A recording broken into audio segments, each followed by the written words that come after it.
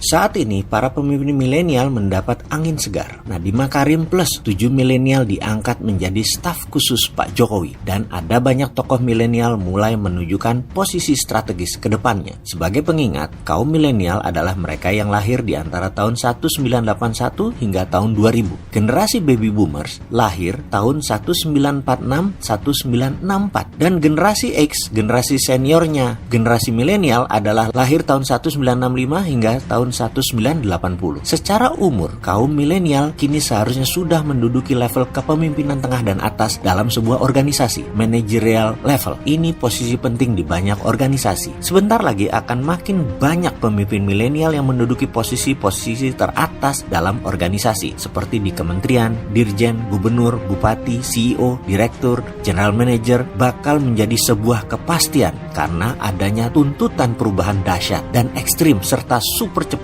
yang kini sedang kita alami bersama. Banyak sebutan diberikan oleh para pakar kepada perubahan ekstrim zaman now, zaman Gen M, zaman generasi milenial itu, seperti istilah VUCA, volatility, uncertainty, complexity, dan ambiguity. Itu Bennis and Nanus yang mengatakan. Kemudian inflection point, Andy Grove, disruption, Clayton Christensen, kemudian revolusi industri 4.0, Klaus Schwab, dan the age of acceleration dari Thomas Friedman. Untuk itu, para pihak harus memahami fenomena apa yang sedang terjadi saat ini. Menariknya, semua pakar sepakat bahwa perubahan itu tak lagi linear atau incremental, tapi terjadi keterlepasan atau decoupling antara era lama dan era baru. Gak nyambung belas bahasa vulgarnya. Ini era baru, bukanlah kelanjutan atau kontinuitas dari era sebelumnya. Artinya, new normal yang dihasilkan oleh perubahan dahsyat tersebut sama sekali berbeda dari sebelumnya. Artinya, paradigma baru berbeda sama sekali dari sebelumnya. Saya ini generasi X, gak berani sok tahu dengan generasi milenial ini. Saya hormat sekali dengan generasi milenial ini. Apa akibatnya jika perubahan drastis itu terjadi? Akibatnya, pemimpin generasi